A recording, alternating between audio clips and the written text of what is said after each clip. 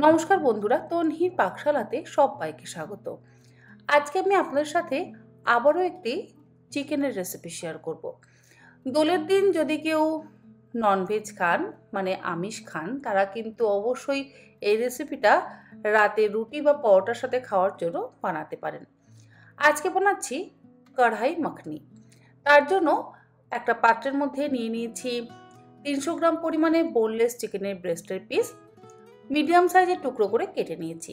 এর মধ্যে দিয়ে দিলাম একটা গোটা পাতিলেবুর রস, হাফ চা চামচ পরিমাণে লবণ আর 1 টেবিল চামচ পরিমাণে আদা রসুন বাটা। এই তিনটে উপকরণ দিয়ে খুব ভালো করে মেখে 30 মিনিট রেখে দেব। 30 মিনিট পর রান্নাটা করবার জন্য কড়াইতে দিয়ে দিলাম 3 টেবিল চামচ পরিমাণে সাদা তেল। তেলটাকে খুব ভালো করে গরম করে নিলাম। তেল ভালো মতন গরম হয়ে গেলে এর মধ্যে একটু গোটা গরম মশলা ফোড়ন দিয়ে দেবো। তার মধ্যে রয়েছে 2টো ফাটিয়ে নেওয়া ছোট এলাচ, 3টে দারচিনি, 2টো ছোট টুকরো দারচিনি আর অল্প একটু জয়িত্রী।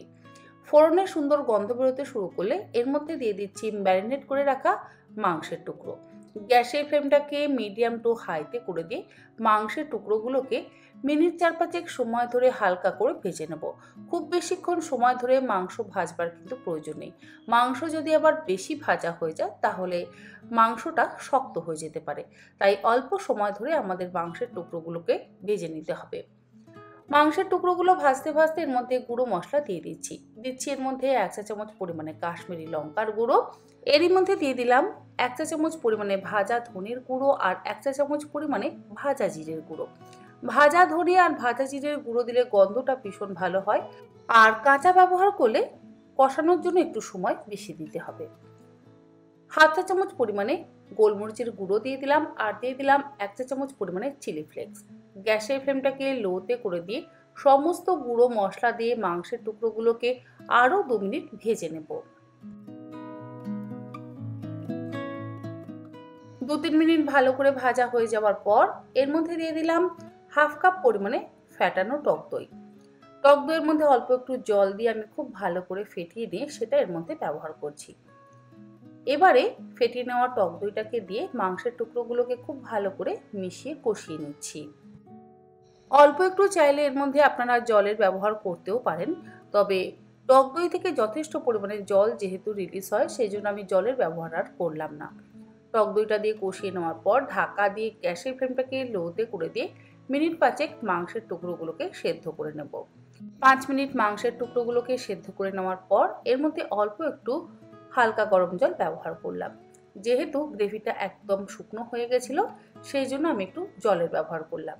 আপনারা জলের ব্যবহারটা গ্রেভির পরিমাণ অনুযায়ী ব্যবহার করবেন। জলটা দেওয়ার পর আবারও ভালো করে মিশিয়ে নিচ্ছি। মাংস কিন্তু আমাদের মোটামুটি সেদ্ধ হয়ে গেছে। এর মধ্যে দিয়ে দিলাম 2 টেবিল চামচ পরিমাণে কাজু বাদামের গুঁড়ো। গ্রাইন্ডিং জারের মধ্যে আমি 12টা কাজু বাদাম নিয়ে একদম মিহি করে গুঁড়ো করে নিয়েছি। তবে একটু যদি দানা থেকে যায় তাতে কোনো রকম সমস্যা নেই। কাজু বাদামের গুঁড়োটা দিয়ে আবারও ভালো করে মিশিয়ে নিচ্ছি।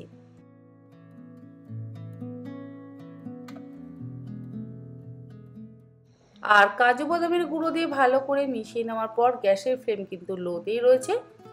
একদম শেষে মানে রান্নাটা মোটামুটি আমাদের তো হয়েই এসছে, সবশেষে দিয়ে দিচ্ছি 1 টেবিল চামচ পরিমাণে ড্রাই রোস্ট করে নেওয়া কসুরি মেথি। কসুরি মেথি দিলে কিন্তু গন্ধটা অপূর্ব হয়। আপনারা অবশ্যই কসুরি মেথির গুঁড়ো দেওয়ার চেষ্টা করবেন। আর দিয়ে দিলাম ফ্রেশ ক্রিম 4 টেবিল চামচ পরিমাণে। হাফ চা চামচ পরিমাণে বাটার দিয়ে দিলাম। সমস্ত কিছু মিশিয়ে নিয়ে আরও 2 মিনিট ফুটিয়ে নিলেই তৈরি হয়ে যাবে কড়াই মাখনি। রুটি, পরোটা, পোলাও, ফ্রাইড রাইস সব কিছুর সাথেই খেতে অসম্ভব ভালো লাগে। তবে ব্রেড আইটেম অর্থাৎ রুটি, পরোটা, লুচি, লাচ্চা পরাঠা, নান এগুলোর সাথে খেতে বেশি ভালো লাগে। যাই হোক, আজকের এই রেসিপি আপনাদের হয়তো ভালো লাগলো।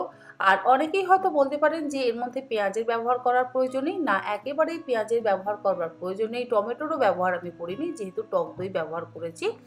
আর কাঁচা লঙ্কা দিলাম না। তবে আপনাদের যদি ইচ্ছে হয় আপনারা 2-4টে কাঁচা লঙ্কা কুচিয়ে নিয়ে একদম শেষে ব্যবহার করতে পারেন। আমি ঝালের জন্য শুধুমাত্র গোলমরিচের গুঁড়োই ব্যবহার করেছি। আর অবশ্যই একটু কাশ্মীরি লঙ্কার গুঁড়ো এবং চিলি ফ্লেক্স দিয়েছি, তাতেই যথেষ্ট পরিমাণে ঝাল হয়েছে।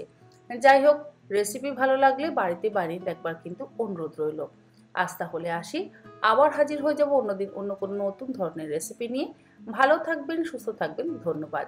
আর সার্ভ করবার পর ওপর থেকে সামান্য পরিমাণে একটু ফ্রেশ ক্রিম ছড়িয়ে দিচ্ছি, যাতে দেখতে আরও সুস্বাদু লাগে।